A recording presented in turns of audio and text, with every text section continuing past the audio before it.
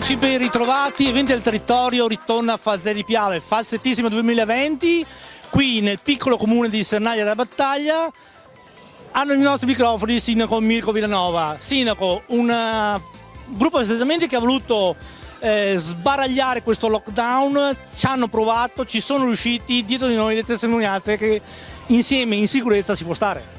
Sì, buonasera a tutti. Intanto dico che questa è un'iniziativa importantissima per il nostro territorio comunale, ma non solo, perché a questa festa ci accedono anche tante persone di altri comuni e un grazie doveroso va a tutti quelli che hanno potuto realizzarla. Come diceva bene, è stata realizzata con tutte le misure di sicurezza previste per le norme anti-Covid, e questo un grande applauso agli organizzatori e al Pedrè, che appunto è riuscita in questa ottima organizzazione.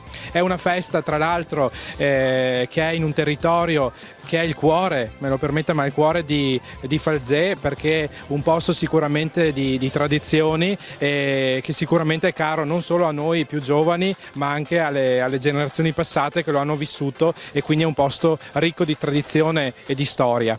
E quindi un grazie davvero agli organizzatori della festa per aver mantenuto vive le tradizioni locali anche in un periodo di emergenza sanitaria come questo, ma soprattutto appunto un grazie per aver creato la comunità e senso di comunità in un periodo appunto dove un pochino lo avevamo perso a causa dell'emergenza sanitaria.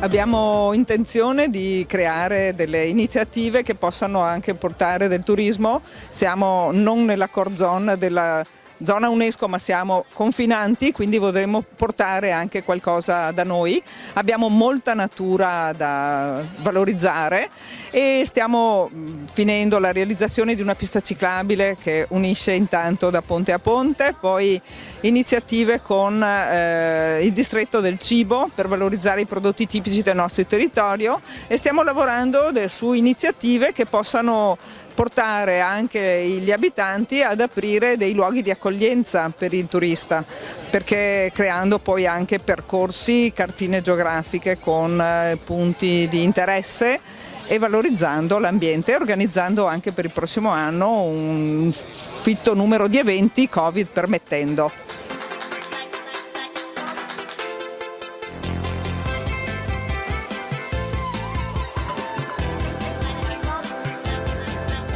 Quindi Assessore, noi la ringraziamo di queste novità che ci ha spenellato qui in diretta televisiva. Invitiamo tutti i telespettatori a venire a Sernaglia della Battaglia, a seguirci e a sperare che, Covid permettendo, si possa venire a godere di questo stupendo territorio. Certamente, vi aspettiamo numerosi, perché abbiamo veramente tante cose belle e interessanti da farvi vedere.